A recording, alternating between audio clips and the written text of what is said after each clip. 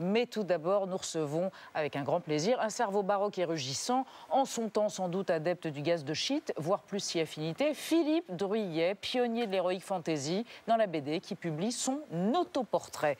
Bonsoir Philippe Druyet. Bonsoir. Je vous appelle Druyet, c'est idiot. Druyet, Je vous présente... c'est pas grave. Oui, j'ai bu. Je vous présente Nadia Dame et Mathieu Croissando. Alors, Bonsoir. Délirium, votre autoportrait, aux éditions des Arènes, couplé, comme vous me l'avez dit il y a un instant, avec votre Taj Mahal, La Nuit, un album lysergique et nihiliste, publié en 1976. Qui est un requiem. C'est le seul album dont on ne peut pas changer une ligne de maquette. Alors que, comment dire, Glénat a refait des collections complètes métallisées. Celui-ci doit rester intact jusqu'au bout. C'est un mystère, d'ailleurs. C'est vraiment un mystère. Donc, alors, on vous retrouve dans un instant après l'expresso de Thibault Nolte. Vous êtes d'accord? Merci pour le gaz de schiste. Mais le gaz de shit, vous vous droguez plus? Dans les narines, non. Du tout, d'accord. Bon. Ailleurs, oui. Donc, tout de suite, l'expresso.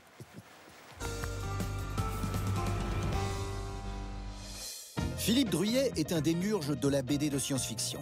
Vision néo-martienne de l'existence, approche spatio-coïtale du plaisir, conception techno-onirique de l'univers. Un mythe. Dans les années 70, tout Hollywood le veut.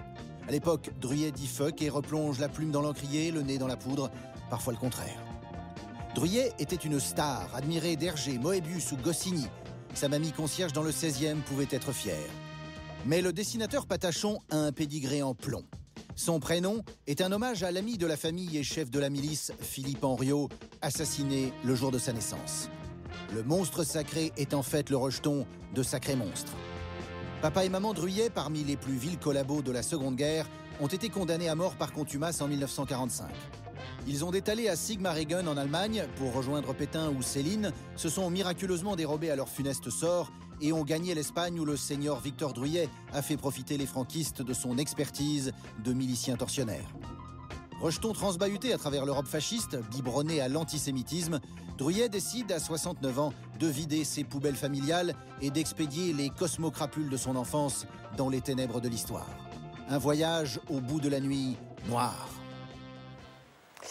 Philippe Druyet, votre père Victor, dont vous parlez abondamment, mais vous ne parlez pas que de ça dans cet autoportrait, franquiste puis milicien, donc condamné à mort par contumace et mort à Figueras, porte un nom assez banal, Victor. Vous avez tout de même donné ce nom à votre fils. Comment se fait-il que vous ayez décidé de transmettre ce prénom à votre fils? Il y a deux raisons. Les premières, c'est les traditions familiales et ancestrales qui remontent au Moyen-Âge. On donne le nom du père à l'enfant.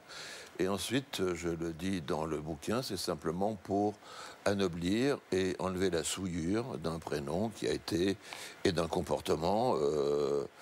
Ce n'est que le début du livre, attention, ouais. Je ne fais pas mon fonds de commerce avec non. ça.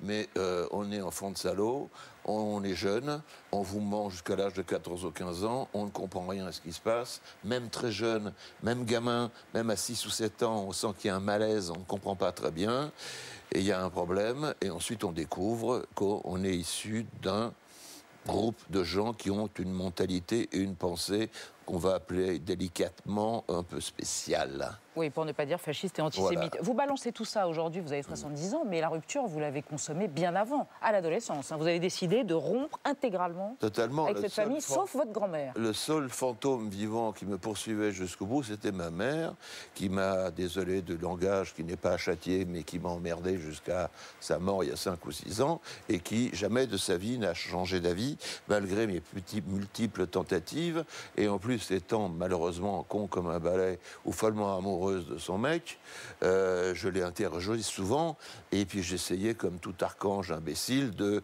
la convaincre qu'il y avait un autre monde, une autre vision du monde, qu'on pouvait se respecter et il n'y avait rien à faire. C'est le système de l'intégrisme. Mais par amour pour votre père, elle ne changeait pas par amour pour votre père? Ah, elle était follement amoureuse de mon père et elle était follement amoureuse de moi en tant que fils, bien entendu, et elle a eu un premier fils qu'elle n'aimait pas du tout, qu'elle rejetait. Et moi, je la détestais d'une façon instinctive. Ça peut sembler grave, pardon, et je vais vite, de dire à un homme ou une femme, un enfant, dire « j'ai toujours détesté ma mère parce que c'était une salope de facho ». Voilà. Alors, est-ce que vous avez essayé de comprendre bon. Est-ce que vous avez essayé de comprendre comment et pourquoi votre père est devenu un salaud, comme vous dites?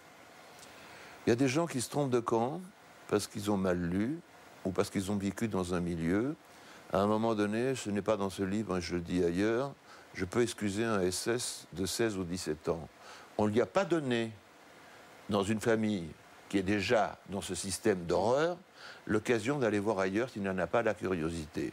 Ce n'est pas pour ça qu'on l'absout, on le punit. Alors, votre père, c'était une construction intellectuelle Pour mon père, le seul sauveur de la France, c'était le maréchal Pétain, le vainqueur de Pétain.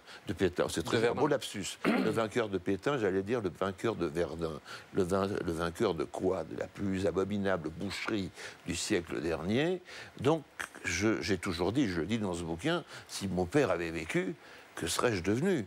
Et que serions-nous tous devenus si on avait eu entre 15 ou 20 ans ou 18 ans, entre 39 et 45? Pas oublier, en France, il y a eu 3 types de gens, d'êtres humains, ceux qui ont dit non, ceux qui ont dit oui, et ceux qui ont dit je ne veux pas entendre. Et mon père était engagé chez les franquistes et chez Pétain, et après, surtout David Alliot, qui a fait un travail admirable. Qui est un célinien, spécialiste de Louis-Ferdinand Céline. M'a révélé des choses quand j'ai reçu, je l'avoue, la première fois, le premier script. J'ai éclaté en sanglots, parce que j'ai appris des choses que je ne connaissais pas. En plus, j'avais déjà le dossier qui était déjà bien chargé, et en plus, j'ai appris davantage. Alors même à mon âge, je dois dire que ça secoue encore. Philippe Druillet, vous avez appris encore des choses, malgré tout ce que votre mère a fait disparaître comme document historique. Et vous lui en voulez pour ça. Brûler des lettres, brûler des correspondances. Oui, parce que elle m'a dit, c'est pas tes idées. Mais ma mère n'était pas, ça peut arriver, moi-même, je ne sais pas où j'en suis, mais on n'est pas toujours des prix Nobel, hein, on n'est pas d'une intelligence forcenée. En vérité, elle n'était pas très, mais elle était follement amoureuse de ce mec, qui les a carrément ruinés d'ailleurs, en plus. Faut le dire, ils n'étaient pas riches, mais c'était des pauvres gens, donc voilà, enfin des gens, moi je suis fils de concierge, comme je dis toujours, comme Jean Telet, j'en ai parlé l'autre soir, bon, c'est la revanche des fils de concierge, nous nous battons et j'ai construit un travail, une vie, pour me sortir de cette merde. Quand vous avez travaillé à Pilote, car vous avez fait vos armes à Pilote, René Goscinny, qui était juif, était à Pilote et tenait les rênes magnifiquement de cette maison, de ce journal. Est-ce qu'il le savait ? Est-ce qu'il connaissait vos origines? Je ne crois pas. Non. Et moi, je me foutais éperdument qu'il soit juif, qu'il soit islamiste, catholique, athée, ou musulman, ou alors, je ne sais plus qui, protestant. J'avais en face de moi un homme que j'aimais, que je respectais, un humaniste, et surtout un grand artiste, un grand créateur, un grand scénariste. Et pour vous, c'était un secret? Vous le partagiez avec votre entourage? Vous le racontiez? Vous l'avez seulement dit sur le tard? Quelques amis le savaient, j'en parlais très très peu. C'était pas une honte, c'était un poids lourd. De cette boue, j'ai sorti une pierre brute que j'essaye de tailler dans toute ma vie pour en faire quelque chose d'autre. Mais j'ai trimballé ça, je le raconte quand je sortais de la loge de concierge, que j'allais voir mon pote Jean-Jacques Choucroune, ma mère me disait « fais attention, c'est un juif ». Et on se retrouvait aujourd'hui ce qui s'appelle la place de Mexico à 100 mètres, et ce son nauséabond s'évacuait mètre par mètre, et je retrouvais mon copain. C'est terrible de tétaniser, d'influencer, de bousiller des gamins. Et j'avais une force qu'elle n'avait pas, c'est celle de savoir la vérité, de trouver mes instruments de culture, de trouver mes instruments de création, d'aller faire mes humanités. Et n'ayant pas d'argent, je les ai faites autodidactes. Voilà, au cinéma et dans les librairies. Au musée et aux puces. Philippe Druillet, vous aviez une autre force parce que vous écrivez dans Delirium cet autoportrait. Le seul bonheur de mon existence, ce fut de naître dans une famille inculte. Pourquoi ? Pourquoi ? C'est une question très embarrassante. On est dans une famille où il y a 1 milliard de bouquins, une beauté des choses, et moi je suis collectionneur et bibliophile dans la mesure de mes moyens, et c'est fascinant. Donc on a accès à toute la connaissance du monde dans la gueule, c'est un bonheur, ça vous arme ou ça vous désarme. On est dans une famille où le seul journal qui existe, c'est nous deux. Bon, quand on a 14-15 ans, nous deux, ça peut être intéressant pour des raisons diverses. Hygiénique. Nous passerons là-dessus, par exemple. Donc ça vous oblige ou pas? Ça veut dire que soit on reste dans la merde, ou on essaye de s'en sortir. Et mon seul moteur à moi, c'était la rage, et de m'inscrire dans le monde qui devait être le monde, le mien, le monde du futur, et de faire ce que j'avais à faire en tant qu'artiste. Le monde de la beauté et le monde du futur. Oui, si on peut dire ça, quelque part. Survivre. Merci Philippe Druillet. Delirium, autoportrait, avec David Alliot. David Alliot, ne pas oublier. Ne pas oublier David Alliot, spécialiste de Céline, qui vous a sauvé la vie, ou quasiment, à Sigmaringen. Et La Nuit, chez Glénat, premier ouvrage réédité, En attendant Lone Sloan, et quantité d'autres de vos albums. Tout à fait. Merci d'être venu dans 28 minutes.